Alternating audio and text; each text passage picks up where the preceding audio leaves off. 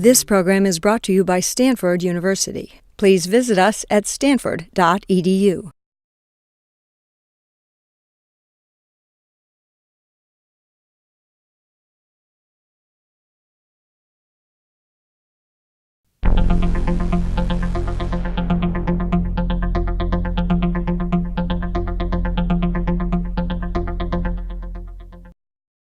This presentation is delivered by the Stanford Center for Professional Development.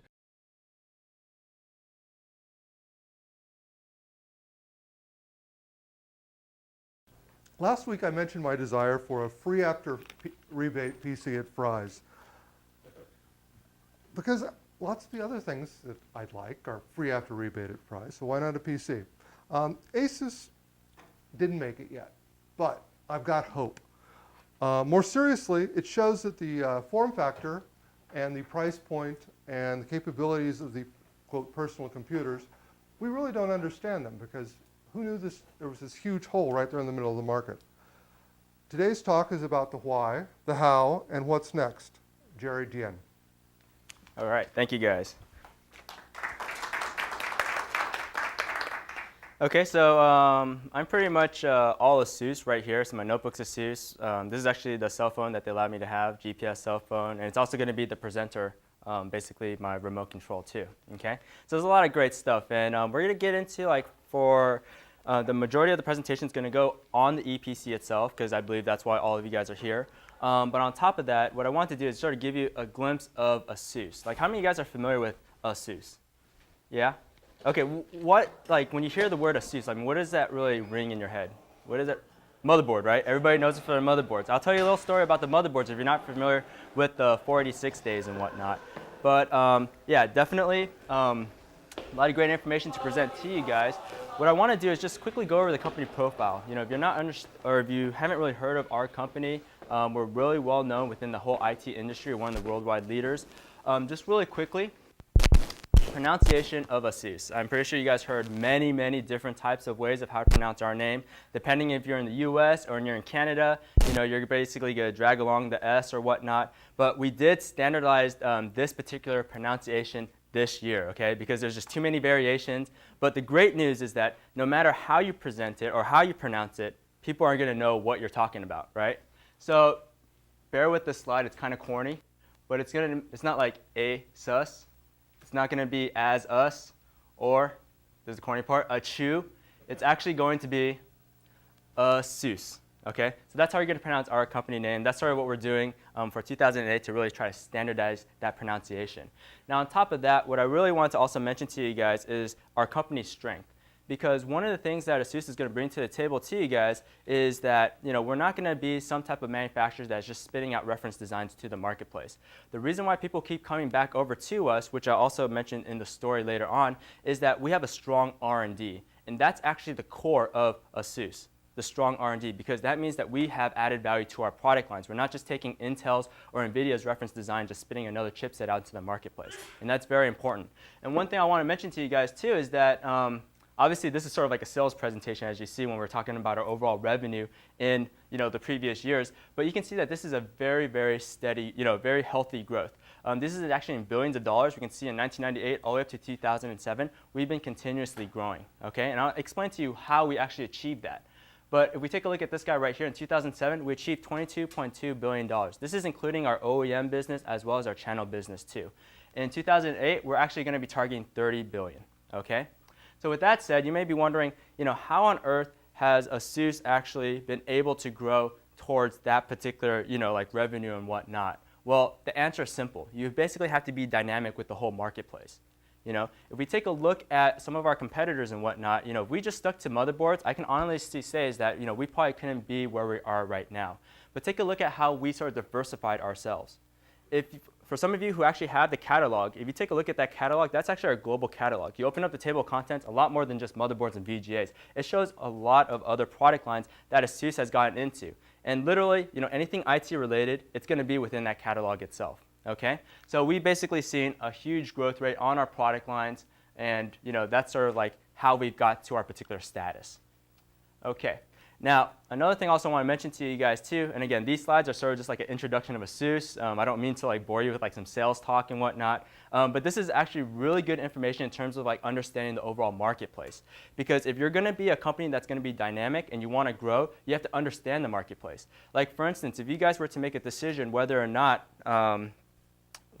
if you were to choose, let's talk about hard drives really quickly. If you were to choose what type of hard drives right now, if you build your own computers, what type of hard drives would you choose? Would you guys choose IDE or serial ATA? SATA, right? But maybe 3 years ago, you might have said that, hey, I might have just stuck with, parallel ATA, SATA, it's too new, I didn't, want to get into it. Well, again, this is something that, we really, really branched out towards. We really basically took notebooks by storm. And you can see that, basically for our overall breakdown in the product lines itself, notebooks has contributed a very large portion of our overall revenue for ASUS. Okay? It used to be desktops, of course. But we can see right now, definitely the mobile solutions are definitely, making a strong push in this particular marketplace. All right.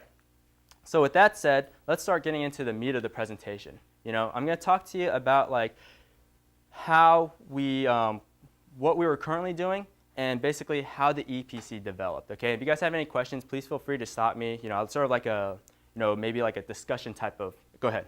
In the catalog, how many of these products are manufactured versus just carried or ODM? Okay, so every single one of those products in the catalog is actually R&D and designed by ASUS. Okay, except for the backpacks. Let's talk hardware-wise. Okay, so hardware-wise. How many of these are available in the US? Which ones? Okay, that's also another great question too, because obviously in certain channels there's going to be certain products available to the channel itself. Now, every time we pass this out at the roadshow, people just basically take a whole bunch of them. Sad to say, not every single one of these products are available in the US. I do recommend you go into our US global site to basically take a look to see what is available in this channel itself. The majority of the products in terms of yeah, I'll have to admit, honestly, some of the interesting products that I saw in this catalog isn't available in the US. Yeah, exactly. So, that's something that we'll continue to work on my part to try to push these products into the channel. But hey, if you have any feedback, you see something interesting, please let me know, because your suggestions is what really drives the overall market. Okay? So just really quickly, also want to mention to you guys the notebooks themselves. Okay? We take a look at notebooks. How are notebooks actually perceived by our customers? Because obviously, if you're developing a product to sell to a particular customer, you have to know what they want, right? If we take a look at our current solutions, what does that really tell you guys? Like for instance, I actually can't really read that, I do apologize, but you can probably sort of we'll just use these props since I have them up here. If you were to take a look at this guy right here, this is our 17-inch G2 unit, right? You were to take a look at this guy right here, what would you say that who is this going to target? 17-inch. You want me to read the specs? You basically have LEDs that shine if you're playing 3D games. I believe this one itself has the 1700, 512, basically graphic card on here. It's one of our top-of-the-line gaming solutions. All right. So after I said that, you'll probably take a look at this and say that, hey, it's probably targeted more towards a high-end consumer, right? Possibly even multimedia, but definitely targeting the gaming community. Okay, with something like this. Just by looking at it, it sort of separates itself from a standard notebook. All right. So this guy right here obviously is going to be targeting that particular segment. Now, what if I started bringing this notebook up to you guys? What type of notebook would, basically, which type of segment would actually target this type of notebook? Business travel warrior. Business travel, road warrior. Why? Very lightweight, right? But take a look at the material that we actually used for this notebook. Go ahead and touch that. What'd you notice? It's actually, yeah, it's supposed to be genuine leather. But yeah, so we have genuine leather on this particular notebook itself. So we're trying to target, different type of classes, which just show that, we're trying to make a stylish notebook as well as a portable notebook, okay?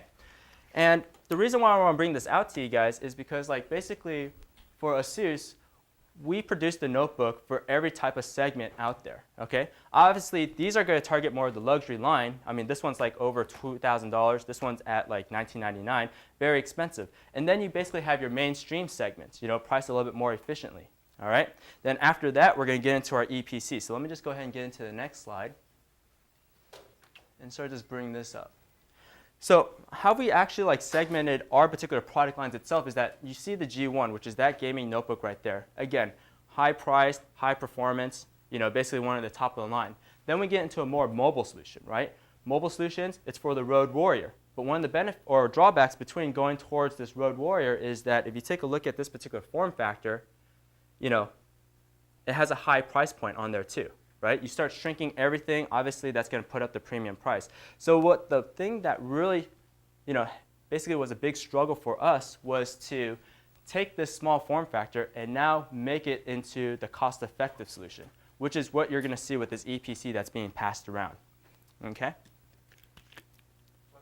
Mm-hmm.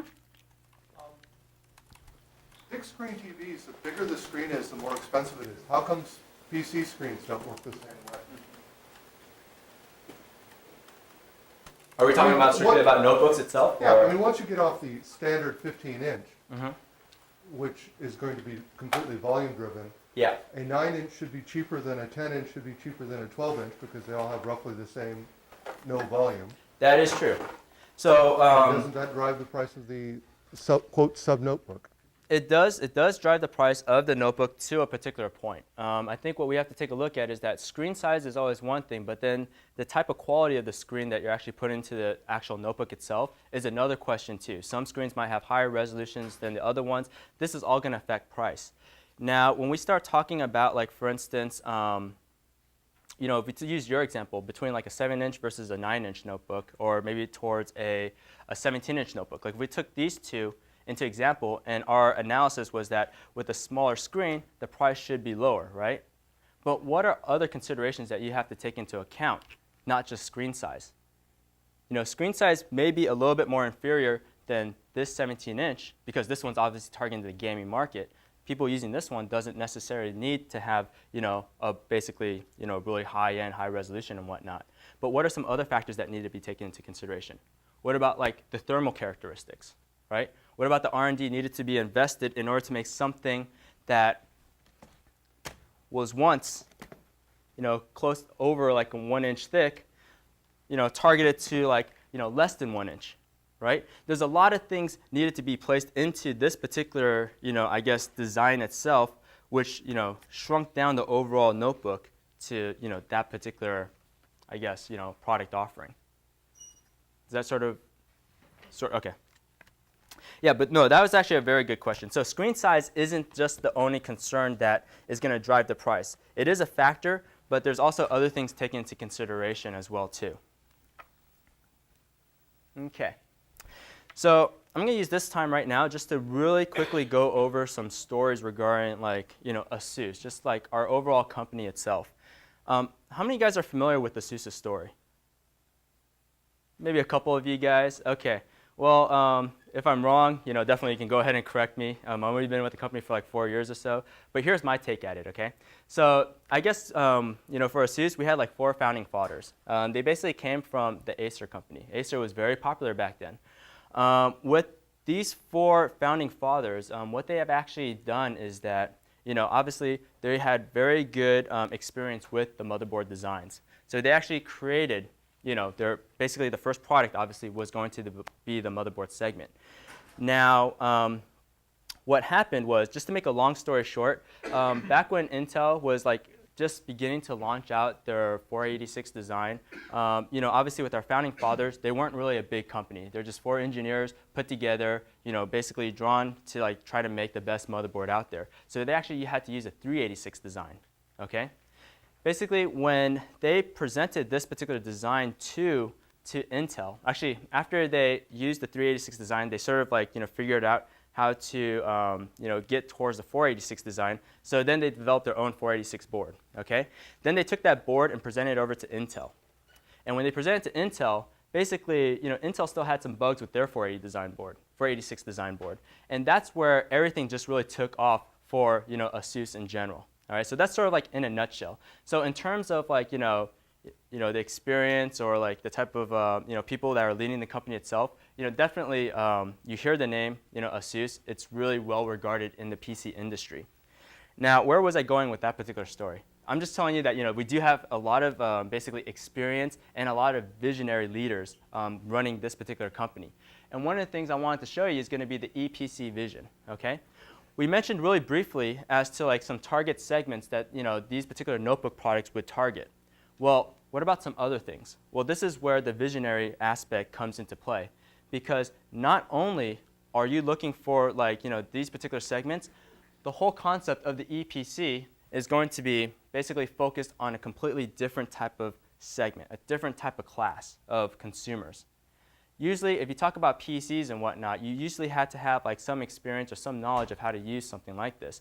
But what was the whole concept of the EPC? The EPC was trying to take this technology and basically bring it into the hands of the average user who doesn't necessarily, aren't in touch with this whole maybe the 3G or the internet generation and whatnot. And that was sort of the overall concept. So what we've done is that our slogan for the EPC is basically easy to learn, easy to work, and easy to play. Now, if we take a look at these type of segments that we're offering on the EPC, again, this is just showing you a sample. It's not showing you there's limitless possibilities that you can do with the EPC. But this is sort of what we had going on. Number one, learn. We wanted the EPC to become a particular learning tool for students. And obviously, if it's going to be a learning tool for the students, what are they concerned about? They're concerned about, is it easy to use? Okay? Is it going to be lightweight? As well as what's the cost, right? Because they're not going to have a lot of money to go ahead and purchase a particular notebook, so they need something very cost effective. Now, we take a look at the next segment, which is going to be, for instance, work or the female demographic. A lot of times, the stereotype may be that, they're not really into computers and whatnot. So they're trying to look towards taking a trendy product to bring into that particular product or to that little market segment. All right? The next one is going to be the other segment, which is going to be more of the elder generation. And with the elder generation, possibly, they never really touched a computer. Well, now basically the EPC will be brought into this particular category, which is going to be affordable and really get them connected over to the internet generation. And it sort of spans on into a whole bunch of other things that we see in the EPC just sort of develop into. Okay? All right. Yeah, go for it.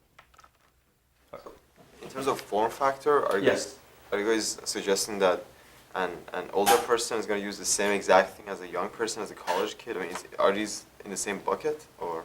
Okay, that's a good question. The question was that, with the form factor itself, something small, are we saying that, would the younger generation necessarily be using the same thing as maybe the older generation? How did we target, this sort of a 7-inch screen for this whole demographic itself, right?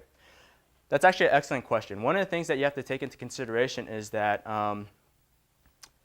obviously, if we could develop a product for each segment, that would be more ideal, right? For instance, if we're going to target for the gaming or multimedia, this is something that they're going to want to play around with because it's going to have enough power, it's going to have enough performance to basically deal with that application. We sort of had to come to a compromise as to what the whole design aspect of the EPC was going to have to show to the overall, I guess, general consumer base. So I'm not going to say that this is going to be great for all consumers and these particular demographics, but I'm saying that it's going to probably meet the majority of the criterias. And that's sort of how certain product lines are developed. It's not going to meet everybody's requirements, but it's going to meet the majority of the requirements that are out there. Who is the focus? I mean, there's got to be a focus, and everybody else is going to. Yeah, so basically the whole concept, I think what we have to keep in mind is that with the EPC, the whole concept of the EPC is going to be sort of just how should I say? It's basically connecting everybody to sort of the internet generation, making something very easy to use and sort of intuitive to basically get connected to the internet, go online, check email, something into that particular nature. You have to accept, I mean, if I was to be unfair on the slide, one back, yes, the older couple using the laptop. No, go back. Oops. Yes. You know as well as I do that the laptop that's been whited out there that they're using is not an EPC, because there is just no way that my grandmother can use a keyboard or a screen that small. There's just no way. Well, not have more than 6 words on it. Right, but even I tried the keyboard in Best Buy. I want something that small. Yeah, okay. Sure, but No, this is a fair question. Now, I guess what we should take a look into is that, okay, number one, I guess creating the EPC, one of the topics was that it had to be portable, right? Now, for this particular one itself, I guess what we have to take a look into is how will this particular product be able to be versatile to other type of aspects? Now, maybe this isn't a great example to use, but what I can also say is that, let's say if you wanted to get like a very cost-effective, PC solution, okay? We're talking about our most inexpensive EPC with the 2 gig is approximately, MSRP is like $299. Now, we do have a VGA output to that particular unit itself. So, for instance, maybe if your grandfather or grandmother want to go online, and I can understand that the screen itself might be a little bit too small. What you can do is you can go ahead and output that display towards an LCD monitor, and possibly that will be able to adapt into that particular scenario. So that laptop looks so big is that those people are only 2.5 feet tall.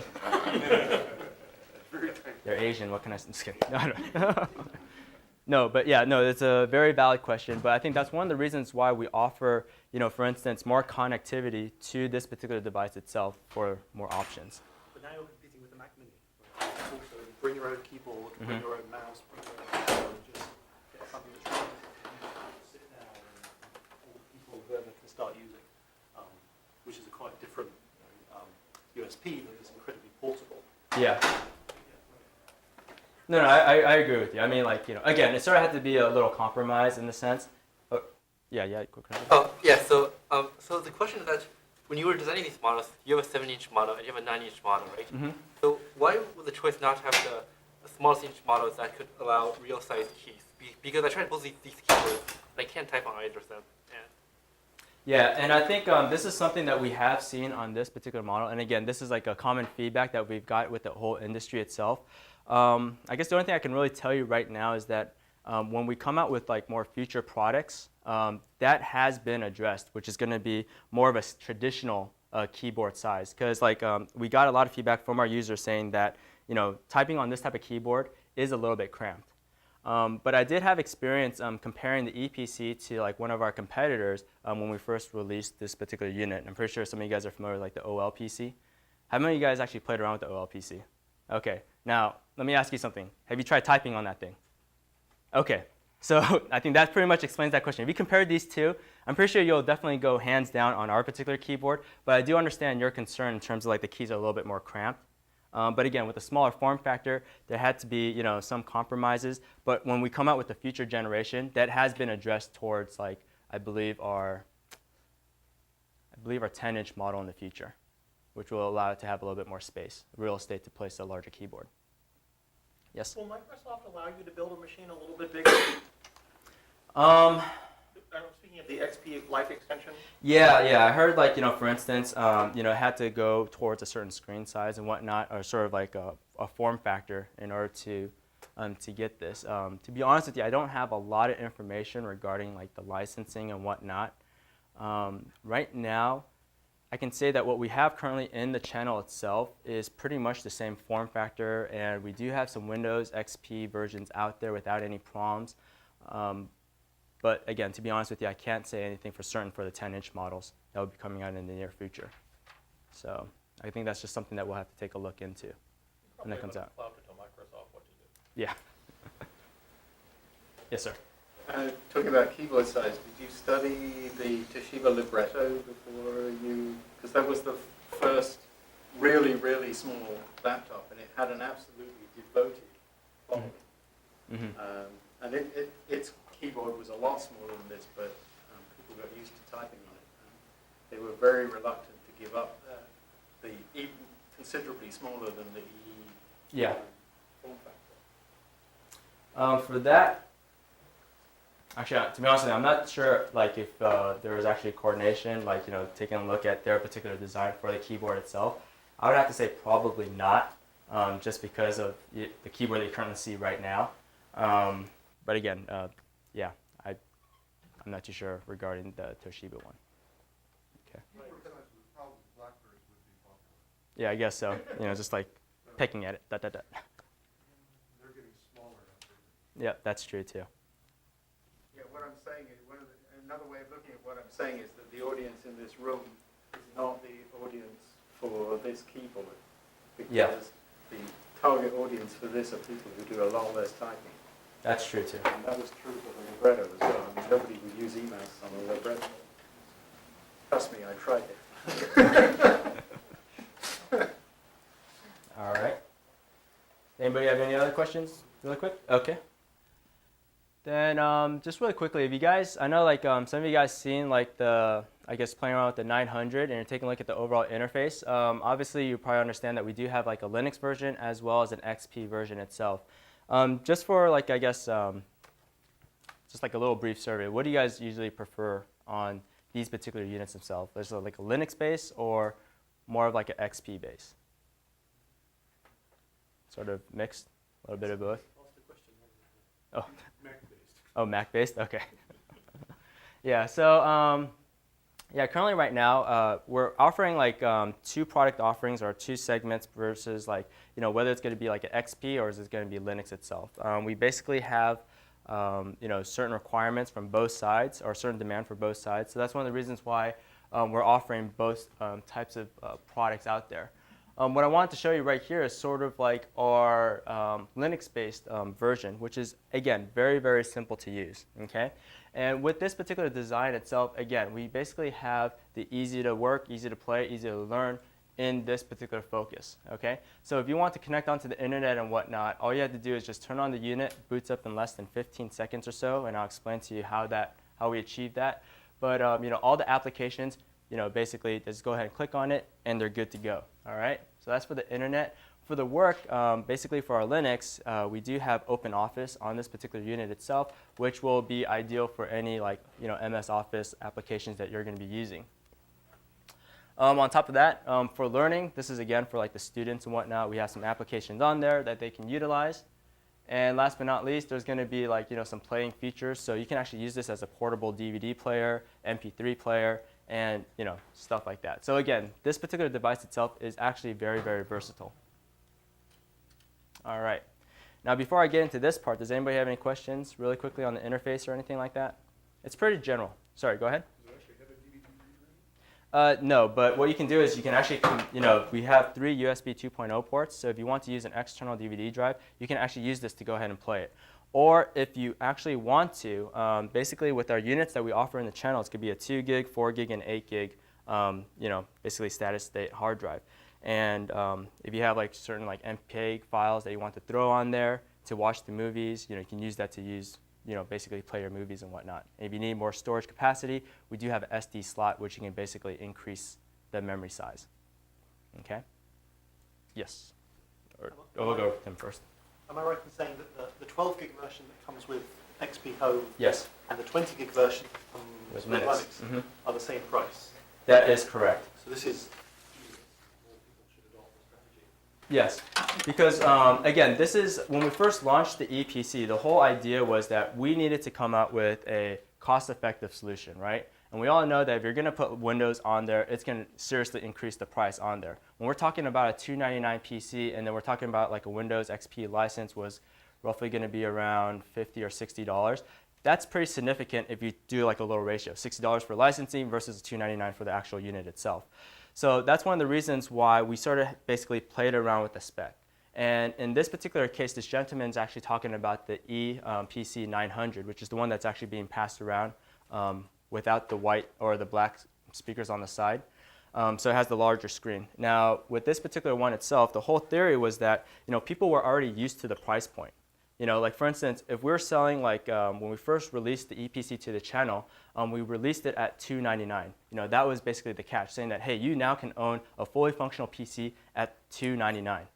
So when people are already hooked on this particular price point, you know, saying that okay, you want Windows XP, well, guess what? What we're going to have to do is that you know we're going to have to add additional $60 in order to like you know give you the same features, but with this operating system. So, you know, they didn't really take that too well. So what we did was that, you know, we were able to like, you know, take out some of the pricing right here and just sort of substitute the Windows XP in there. And that's basically the whole strategy for the 900. Yes. Yeah, go ahead. Would you say that this is competing in any fashion with OQO? I mean, OQO is about $2,000 right now. It's about $1,500. I mean, are you familiar with OQO? I'm not familiar with it. Can you explain that a little bit more? Oh. It's a startup that actually they're San Francisco based. They make these full featured essentially mini PCs. Mm-hmm. It's a PDA size plus computer. It's like a 7-inch screen. Okay. And, This is like the Sony one where they have like a little like. But it's an actual 1.2 gigahertz processor. It has the full feature, everything. I mean, and it comes with a cradle that you can actually, you put it in pocket, you go to work, hook it up, you have keyboard, screen and everything else. And basically that's it. It's a PDA size full feature PC, but that's $2,000. $200. Do you think this is competing something? Because if that's the case, then you guys are blowing them out of the park. Yeah, I don't think it's actually competing head to head with them. Again, with the whole concept of the EPC, it's something a little bit different. And I can tell you right now is that if we take a look at the EPC, what are we saying? Are we going to say that this is going to replace your primary notebook? The answer to that is no. It may be able to complement your current notebook in terms of being a secondary unit that you can take virtually anywhere and basically have like the connectivity, access to the internet as well as doing like Word applications and whatnot. But it's not going to have like the processing power to like handle your, I don't know if you're doing Photoshop and those type of applications. So it's really just more of a simplified application because like if we take a look at the overall processing power, we're only talking about like 900 megahertz. So there's only so much they can do with that particular processor.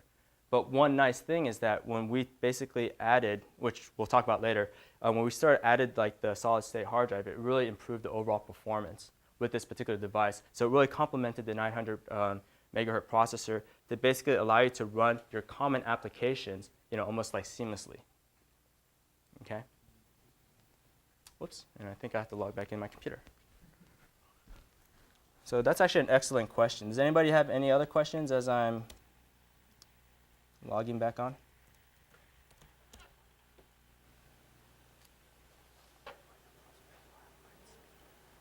Okay.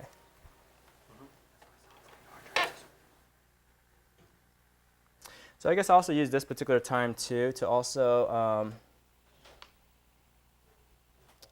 mention really quickly regarding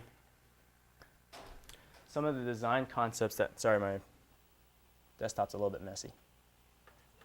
This is actually better. You can see it like with all these other stuff on there.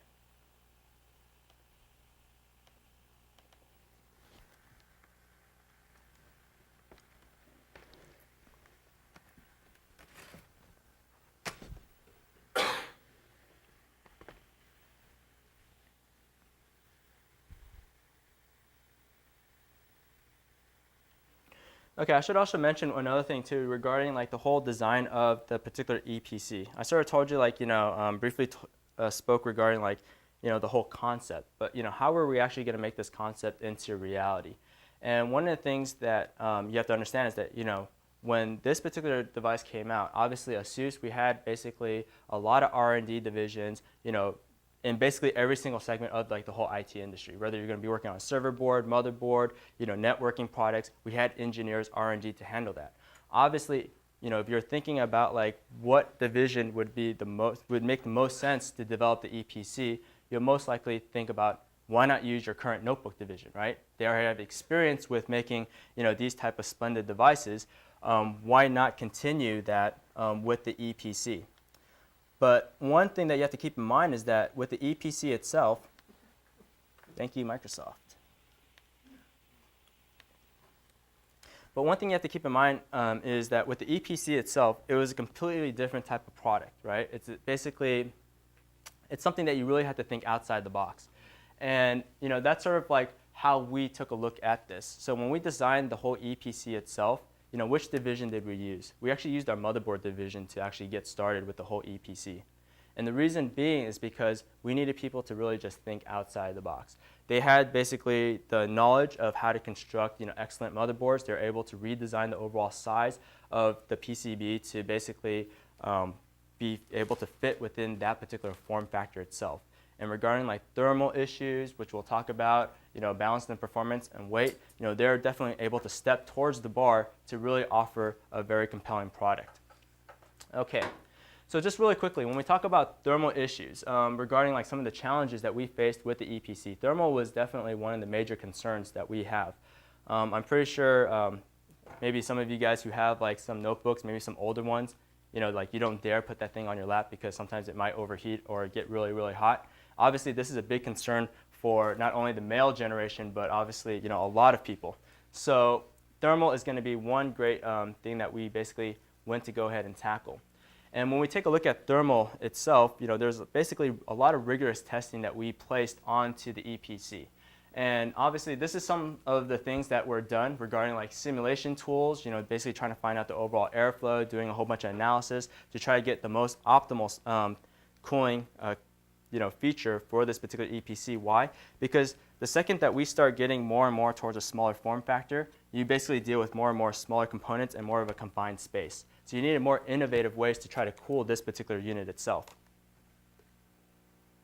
After the simulation, obviously there's going to be a mock setup. They use dry ice to try to take a look at the overall airflow and do some more analysis right there.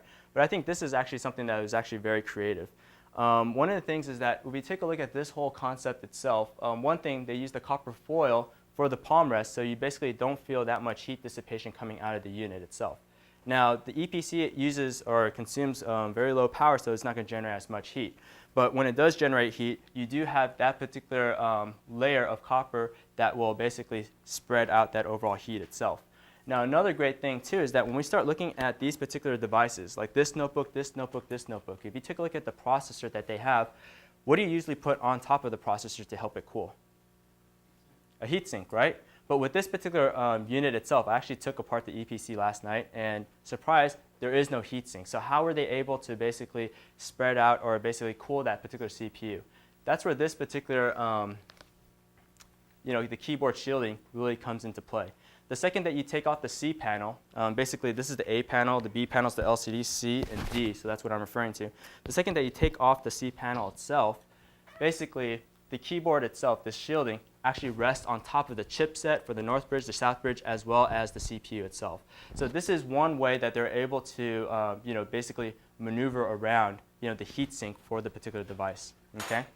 Now I wish I can actually show you the inside parts. If you're really compelled to take a look at it, I guess I can't stop you from going onto Google and taking a look at some tweak sites.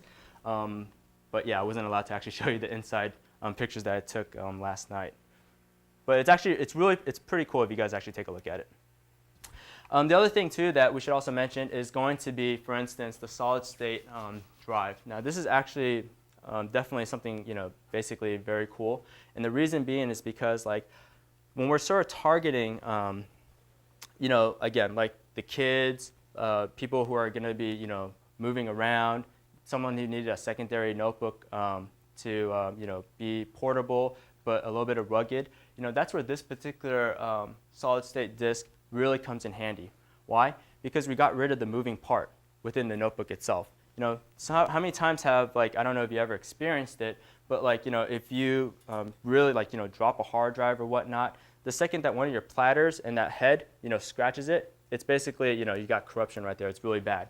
So one thing that we did to help with the reliability is that we moved towards the solid-state disk. And with the solid-state disk, just sort of think of it as a flash drive, okay? And with that flash drive itself, it's really able to access that information really, really fast. And just to give you an idea of the performance that you get with this particular drive itself, let me show you this clip that I got from Notebook Reviews. I'm not sure if you guys seen it, but it's doing a comparison side by side with a Toshiba notebook and the EPC.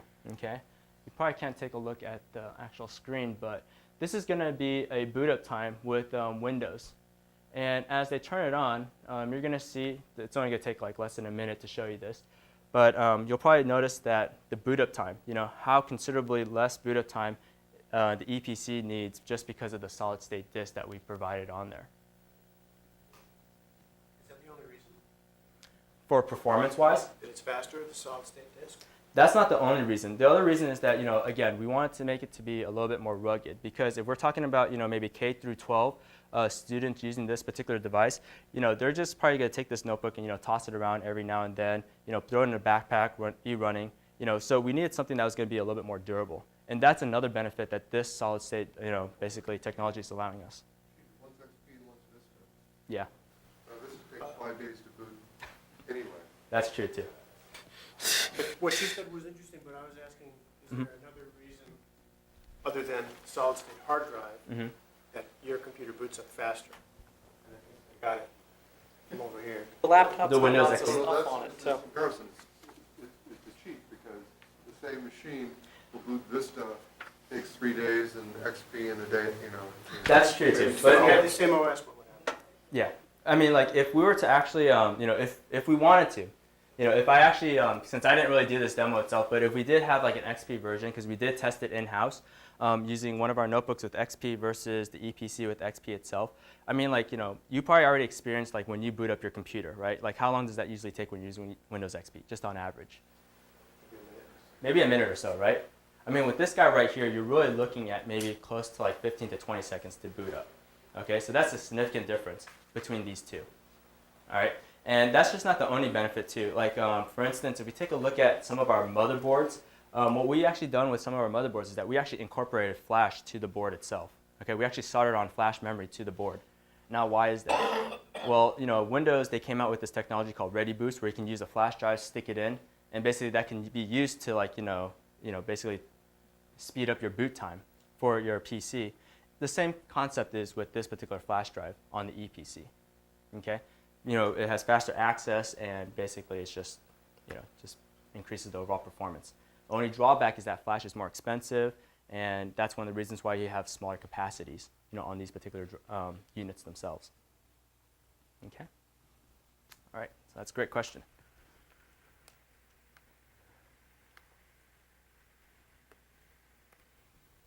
Okay.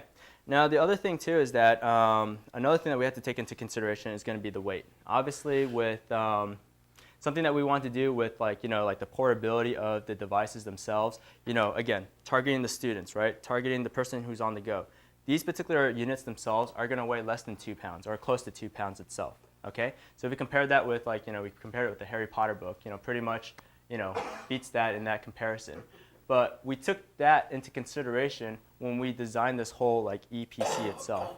And you know, by taking like the thermal, by taking the performance, by taking the lightweight, you know, this sort of really sums up like the 3 milestones that we had to really face in order to design this small compact form factor.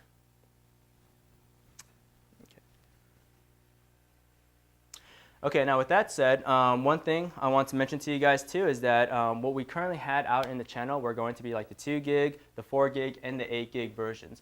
And this is sort of like, I guess white on white is not really a good slide. I'll keep that in mind next time. But basically, you know, we have like the speakers on the side. So these are basically our 7-inch models. And when we start getting into our EPC 900, this is basically going to be an 8.9-inch screen. Okay. Now, what are some of the benefits that we have with this particular unit itself? With this unit itself, we basically upped the megapixel camera to 1.3 instead of 0.3. The hard drive, which this gentleman already mentioned, is going to be a 20 gig for the XP model and a 12 gig for, a 20 gig for the Linux model and a 12 gig for a XP model. And last but not least, we also increased the overall like memory capacity to 1 gig instead of 512. So there has been some improvements in the overall feature set on this particular unit itself. Okay. Now, why did I name this slide EPC Evolving? Well, one of the things that we're also designing, actually it's going to be coming out very, very soon, is going to be the Eee Box. How many of you guys heard of the Eee Box before? So what we're doing is that we're actually taking the whole concept of like the easy to learn, easy to work, easy to play, and really bringing it more towards mainstream so that everybody can actually own, you know, a PC. So it's very, very affordable. And with this particular Eee Box itself, it's literally less than 1 inch thick. It's very compact. You know, basically it can run your, you know, latest operating systems and whatnot. Fully functional PC. One of the great things about this guy too is that because it's a small form factor, what you can also do too is that it's also going to be sort of like VESA compliant. Now, I don't know if you guys, you know, wall mount your LCD screens or whatnot, but because it's VESA compliant, imagine this. Like you guys seen like those Apple computers that was just like, you know, just a monitor, has all the PC, everything inside. This can be something similar to that. If you buy an LCD monitor that has a VESA compliant backing towards it, you can take this unit, mount it on the back, and now this LCD is your complete PC computer. Okay, so the whole concept of the EPC, we're now bridging it over to the desktop market. Yes? How much and when? Okay, so this one is coming out very, very soon. Should be relatively like in June or so. The target entry price that we're aiming for is going to be $269 MSRP. Okay, so again, you know, this is something that, you know, we're really trying to, you know, it's really hard for a manufacturer to try to drive down the price like that, but we understand that, well, the whole theory behind this is that, you know, we already understand how to make like, some premium product, mainstream products, as well as, the other components, right? Well, if you know how to do this, what else is there for you to do? Because right now, what are you really doing? You're actually competing with like, other manufacturers in the same marketplace. So in order to survive in this market, what you have to do is you have to differentiate yourself. You have to be dynamic. And what we've done with the EPC, it sort of just generated a whole new market segment for us, more of the cost-effective, small portable units. And that's sort of opening a lot more doors for us and basically allowing us to grow even further. Yes, sir? In the upper right there, are those high-res video glasses? No, they're not. This is actually, again, I do apologize for having white on white, but this is sort of like the top view. This is sort of like the stand that we had. And in this middle right here is the actual thickness of the unit. So it's literally like that thick. I wish I could have brought it to you, but we're actually doing a showcase right now, and we only have like 3 units, and they're at the showcase. So it's an amazing unit. What's the connector above the Ethernet then? What's the connector above the Ethernet? Yeah. HDMI. Okay. So again, we have a lot of, if you want some more information, I can actually provide you some sales kits on there, which you can actually take a look into more detail. It's pretty exciting. And, again, this is just sort of something that we're just sort of foreseeing. Since the EPC itself did very well, why not step into the desktop realm with this particular concept? Yes? So the battery life Mm-hmm. on the 701 is 2.5 hours, and on the 900 it's 2 hours. Is that right? Something like that? We rate it at up to 3.5 hours. That's But not again, what you said.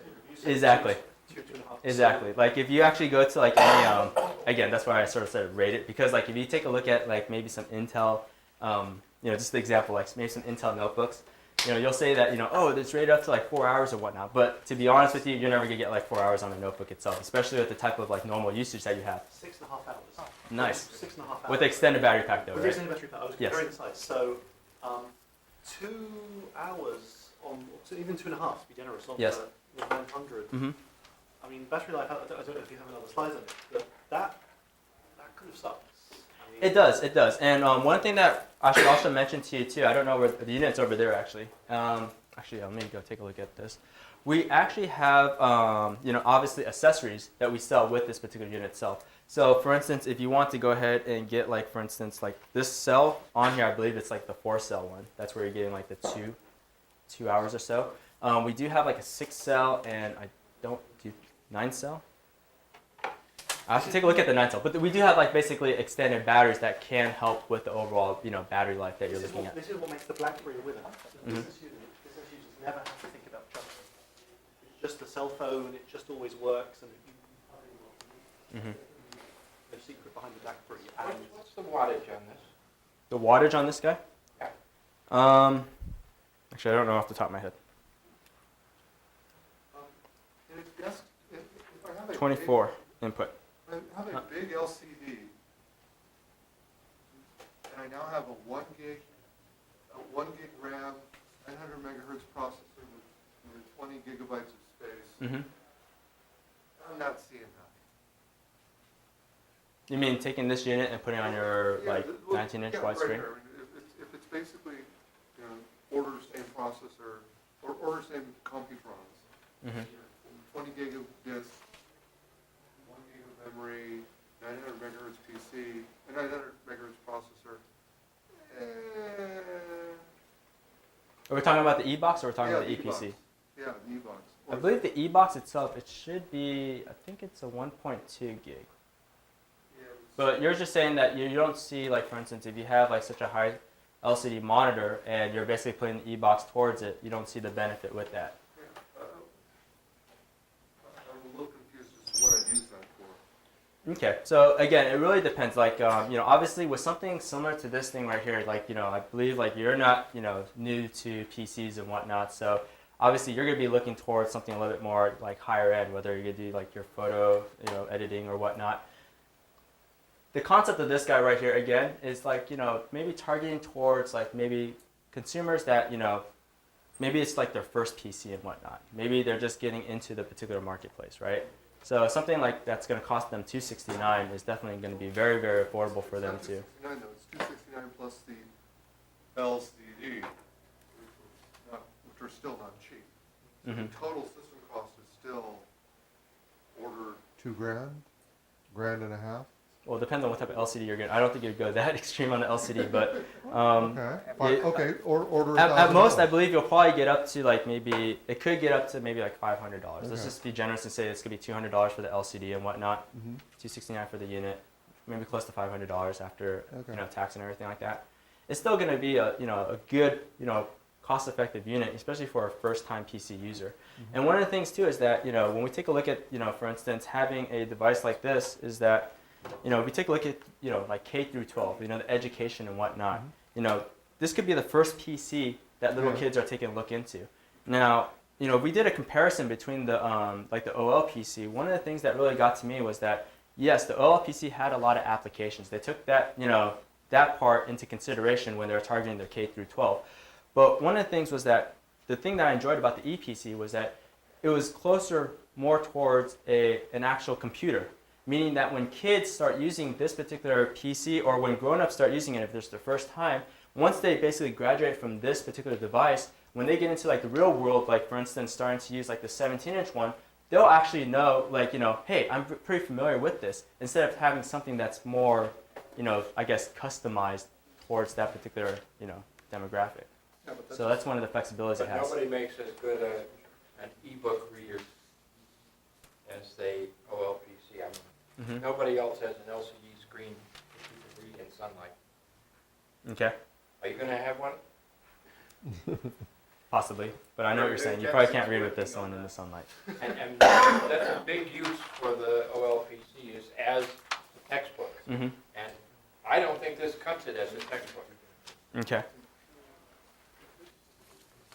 The other thing is that all of your glorious and ready for the real world makes it all that much harder for the kids who aren't ready for that yet to get started. That's true too, but keep in mind, this, I mean, like, with the applications that were on here, we go back to the previous slides and whatnot, it sort of really simplified, like the real world, I guess the features or like some of the applications that we may be, like, sort of drawn to. Like, for instance, I mean, it really doesn't get as much simpler than this then, when we start taking a look at, for instance, they want to access, like certain applications. You can even use this for a Skype phone. If you click on that, you're good to go on Skype. But like, let's say, like, yes, like you're concerned about like simplifying the real life applications to something that they would understand and whatnot. Is that sort of what you're getting at, or not really? I think if you talk to the right collection of education people, they think that the traditional UI is not what you want for starting kids. Okay. You want to throw away everything and start from scratch. I guess it's sort of like a mix. It depends on which the school district wants. I can tell you right now is that I've been working on a lot of projects over in Texas with their school districts with some of my system integrator accounts. They actually take the EPC and put it into a high regard. So they're already speccing it in, and because it's sort of like the Linux based, it works great with their ZenWorks, network and whatnot. So it could depend on the school district, depending on what they want to offer to the students itself. But again, the feedback that I got from, like, for instance, the state of Texas is that they like this particular aspect of, the interface because it resembles more the actual PC itself. So That would be a drawback for me. that would be a drawback for you? Why is that? Because that's a horrible interface. I mean, the Macintosh is a little bit better, but if you had the interface of the Ken and Cat from 1987, Okay. that would be easy to use by comparison with this stuff. Yeah, I'm not familiar with that interface. Nor is hardly anybody else. Okay. There were 14 of them sold. There were 20,000 of them sold. Nobody ever reported the first bug in the operating system. All the commands worked all the time, no modes. The market prefers things that are buggy. There's a lot more profit in it. Yeah. With service packs and everything like that. Yeah, okay. I'll have some personal testimony here because I've had one for quite a while. And I've been using Linux on laptops for, I think, 7 years, more maybe. And this is pretty impressive. It's the very first Linux on laptop that I've used that everything I've tried actually works. Yeah. It's, in particular, it wakes up after it goes to sleep. It draws a lot on standby. It draws It does use a lot of power on Yeah. standby. That's another. it lives for that's another like 10 problem. hours on standby. But from the software point of view, this has done a good job. This is a Linux laptop that you can really give naive computer users, and they can get stuff done on it. And that's quite some progress. That wouldn't have happened a couple of years ago. Yeah, and I think you know. Oh, sorry, I didn't mean to interrupt. Yeah. Go ahead. I mean, there are, I have a long list of things that are wrong with it, but overall, for the software is consumer ready, and that's pretty impressive. Yeah, I mean, the whole concept was just like, just try to keep it simple, and that's sort of what we've done. Because, like, honestly, if we took a look at, I have like countless users who want to take a look at, maybe like one of our more mainstream notebooks, go ahead and put like Linux on there, and because of like the complexity of like the hardware and everything, which you need to get like open source drivers and whatnot, not everything's going to run on there. But with this particular the EPC, you actually if you go online and search, there's actually a lot of forums out there, especially like people who like hack the system and whatnot. Like I was actually pretty surprised too. And I'm not supposed to mention anything about that, but yeah, it's actually very, very impressive as to like what they actually can do with the units. Yeah, So, but I mean, it's always been true that you can get Linux running on laptops Yeah. with a lot of hacking. But this is the first one that I've used that didn't need it. exactly. That's good. Thank you.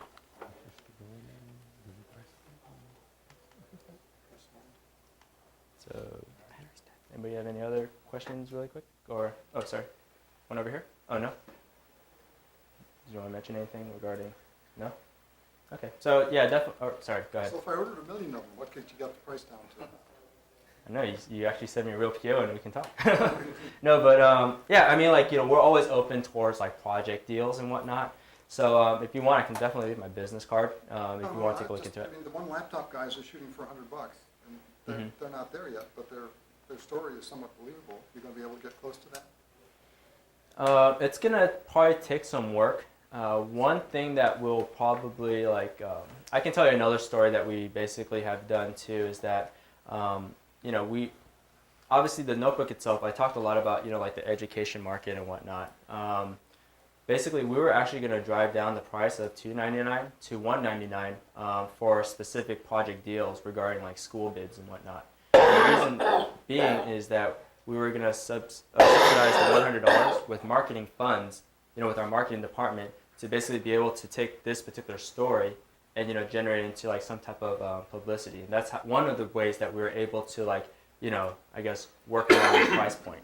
So what I'm trying to say is that we keep it open in the sense that we'll work with you. If you have a particular project that you want to work with or try to target. So it doesn't hurt to like just shoot it out there. Yes. When Dell and HP and Packard Bell are still going, all those guys come out with the equivalent model, and they're at Second City and Best Buy. Yeah. And still going. Why would someone buy the ASUS PC rather than the Dell version, which will be a little bit bigger and a little bit uglier, and it'll have 25 gigabytes rather than 20 gigabytes, so that's better than Yeah. So right now. Yeah, that will definitely be another challenge that ASUS will have to come out with, and this is going to be wrapping up our new product lines that we have going to be released in the second half of 2008. Currently, right now, I think the latest one, obviously is just the 900 that's been released, but we do have some other exciting product lines on the roadmap to sort of combat that. Now, in terms of what I can actually tell you, it's not too much. Just because it's pretty confidential right now, but we do have probably like maybe 4. Last time I saw it was 4 models that are really gonna fight back against the Dells and the HPs as well as the Acer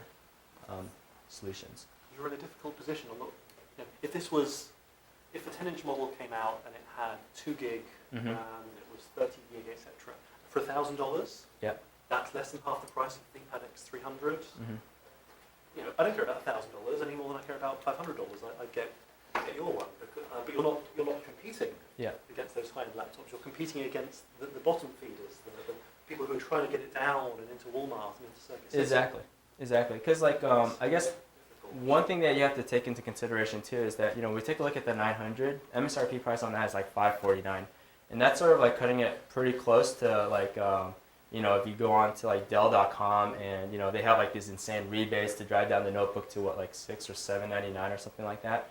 So one thing that we have to be careful about is that as we're putting more and more product out there, there's a certain like a threshold of pricing that needs to be set up, because once you start going into the realm of like the $699 or so, people will probably just go ahead and get an actual like notebook instead of like the EPC itself. So that's something that's more into like the sales strategy aspect of it.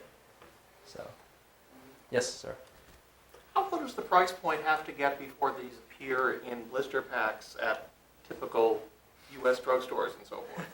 Actually, we're already working at some of the U.S. drugstores. I don't know if you guys, the one that I've been working with, because I actually work with Texas a lot, I'm not sure if you know about HEB. HEB is one of their retail stores. They sell groceries and a whole bunch of other cosmetics, they're like a drugstore and a grocery store put together. And they're now selling like electronics and whatnot. And to give you an idea is that they've been purchasing a lot of our $299 2 gig models, and they basically are able to sell close to 100 units every week.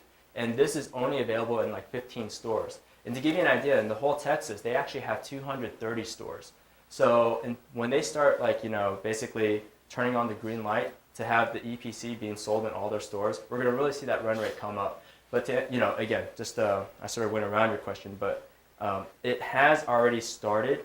You might not see it too much in the U.S. channel. We are closely working with like Best Buys and whatnot to get into their stores. But yeah, currently right now, if we're talking about like current marketplaces, which it's already developed into, Texas is a state that actually, basically open-handed just took in the EPC.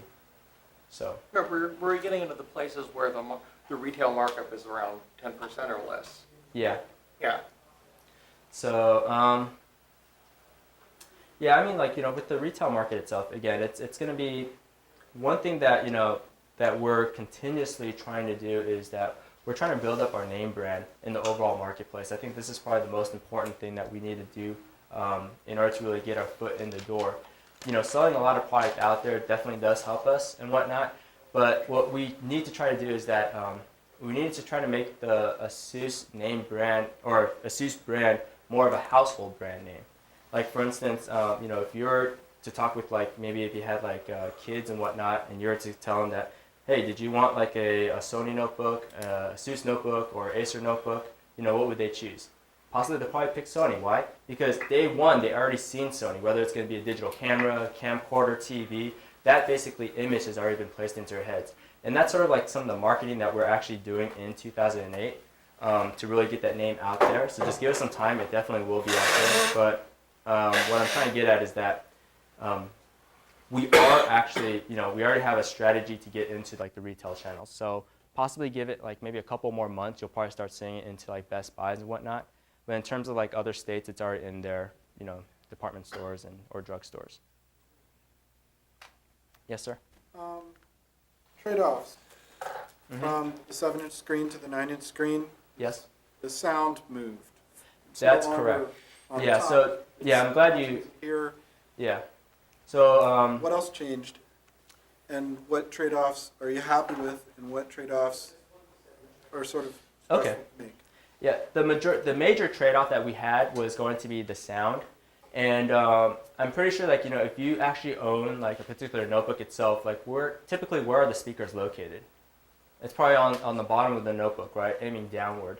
That's something I really didn't like. The reason being is because as sound's pointed downward, it sort of has to reflect off like whatever basically if you have it on a desk, it's reflect off the desk. You're not going to hear the full effect.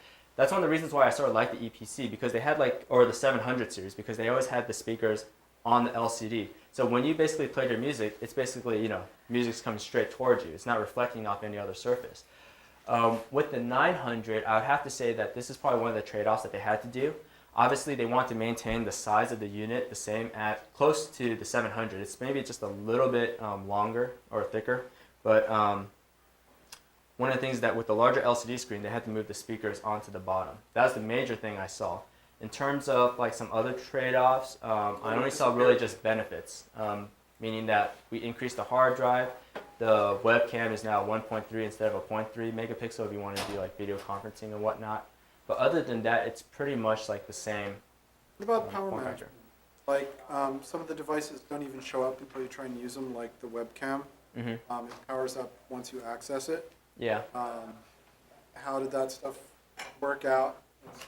Yeah, I think those drivers to work under Linux and things like that. And then also, does it supplement its power in any way while it's in operation? Like if you plug it into Ethernet, will it take power off the Ethernet line? most likely not. It's not going to be powered over Ethernet or anything. So some devices do power over Ethernet. They do. I have seen some devices out there, but currently right now the notebooks, you can't draw the power from the Ethernet to help recharge your battery or stuff. That'll be an awesome feature later down the line. But yeah, currently right now no. But with this particular unit itself, one thing that I have noticed is that if you do take a look at the spec, again, like this gentleman over here has mentioned that with the current like 700 units with the 4-cell batteries, we're looking at maybe like up to like 2 to 2.5, 2.5 being generous. With the EPCs itself, for the 900 ones, on the spec, I haven't actually like ran it from like for full charge and just ran it the whole day, but it has been rated at 3.5. So I'd assume that it should be around like 2.5 to 3. So possibly they did change some features regarding like the power itself to get that extended life with still the 4-cell battery pack. Have your engineers been putting specific work into Linux power management stuff in order to make it work really well? Say Hibernate that throw some stuff on Flash, except you're not even spending the energy writing to Flash if you can just reload the pages because you've got the random access. Yeah, again, I'm not an expert in the Linux itself, but I can tell you that when they sort of developed this whole team, I guess on the motherboard side, ASUS hasn't really been strong on like Linux support. It's usually just with Windows XP because the majority of the users are using more Windows-based OSs. But because of the EPC itself, we do definitely have a R&D team working with like like the Linux management features or utilities per se to basically try to optimize that. So I know there is a team within the EPC team that's working on it. I'm just not sure exactly how far they are or like the improvements that they made on there.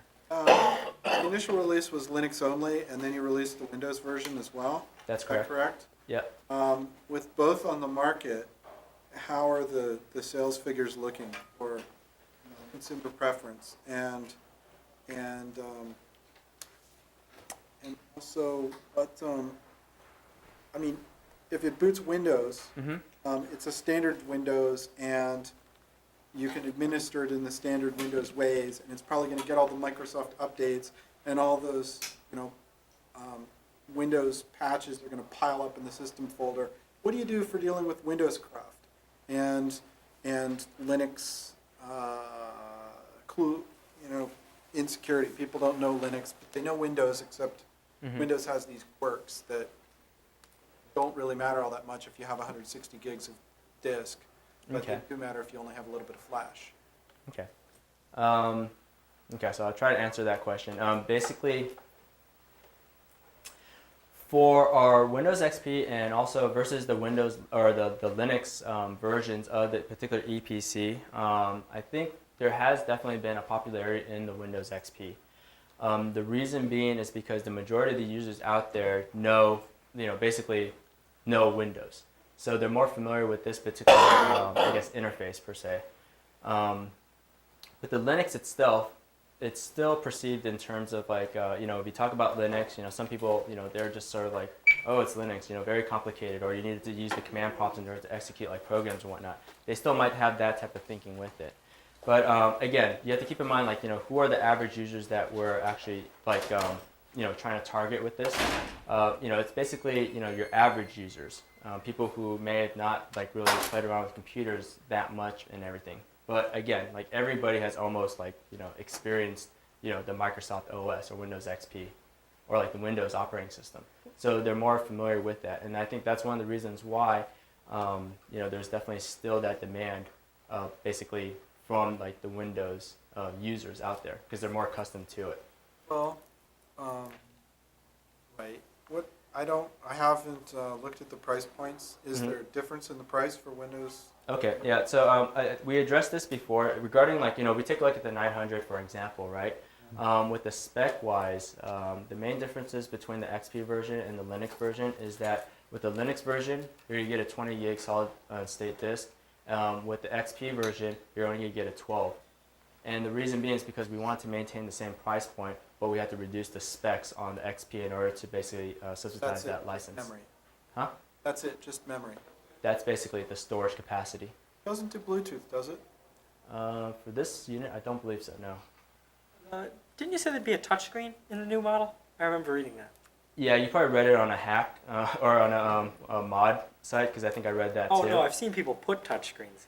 Yeah. Again, this could be like a future model that we're going to be releasing out, but yeah, I know, like for instance, like people have implemented touchscreen to the device itself, so that could be something else that we're going to be throwing out there. This UI is the software is GPLs. We can download this, and there are people doubtless this moment improving it. I think there is a small community improving it. Not too much talk has been on this particular one itself. It's using like the Xandros OS, but if you have certain applications, I think one of the things I have read is that it is pretty easy to basically install your own applications in there. But the whatever changes your guys made to the power management, and I don't know if this is a completely custom GUI or it looks a bit familiar, but evidently work has gone into packaging up and tweaking this system. That's true. So is all that code being released on the GPL? Someone was still... To be honest with you, that part I'm not too sure of, but I do know is that if you wanted to actually, if you wanted to have like your standard, like I guess, like if you want to put like Red Hat Linux on here and whatnot, you can actually just wipe off this whole OS, throw that on there, you'll be good to go with your own interface if you want that. If I want to put that on my E machines. Yeah. This is the thing Linux is faced with their routers, which is it's tweaked and it's all GPL's code, so they had to make it available. And many hacks and distributions were built on top of that code base. Okay. So yeah, you have a 20-inch monitor at home, you want to run this software on it today. Yeah, I think again, I'm not an expert on the Linux, but what I can do is that hopefully I didn't mislead you or anything. I can leave my business card over here. I'll definitely like to follow up with that question itself. Probably see what the first request you get for the source code, you have to make it available. So yeah, possibly. Okay, yeah, that's something I can take a look into. So is the GPL, just see if it's up. Okay, source code. Yes, sir? Yeah, I know XP is a kind of a bloated lot of code that fills up a lot of the machine. Yeah. I wonder if you started with the Linux 20 gig version, would it be possible using like VMware or some virtual machine to boot into Windows 98 or some legacy, not so big OS that is well supported and has a service pack that is fairly stable and that isn't subject to attacks because it's legacyware? So you want to try to virtualize the EPC? I mean, could you boot into more than one OS on one of your machines? I'm pretty sure you could. You can definitely do a dual boot setting if there is basically sufficient space and whatnot. I just don't know exactly the type of performance that you're going to be looking at if it's going to hinder it. Because again, it's I'm sure it's there. we're Little. yeah. I mean, we're talking about 900 megahertz. So. Did you guys have a question? Yes. Yeah, I got a EPC 701. Are you going to release any updates for the Linux? Like, I know the battery life's longer on this one, and it's got a bigger LCD, so I assume that some software went into that. Possibly. I haven't checked to see if there was any updates released. I guess it's something I can follow up with if you want. Yeah. Yeah. Again, I haven't seen any updates just yet, but I can see if there's any coming out down the pipeline. My battery life's about an hour and a half or 2 hours. Oh, really? Okay. I guess I could say it depends on usage, but that's probably not a great answer for you. Okay, well, I guess if you guys want it, any other questions, I'll leave my business card up here if you want to play with some of these units or grab one of these stress relievers. It definitely helped me bring the stuff back to the car, so help yourself, knock yourself out. Thank you. For information on other online Stanford seminars and courses, please visit study.stanford.edu.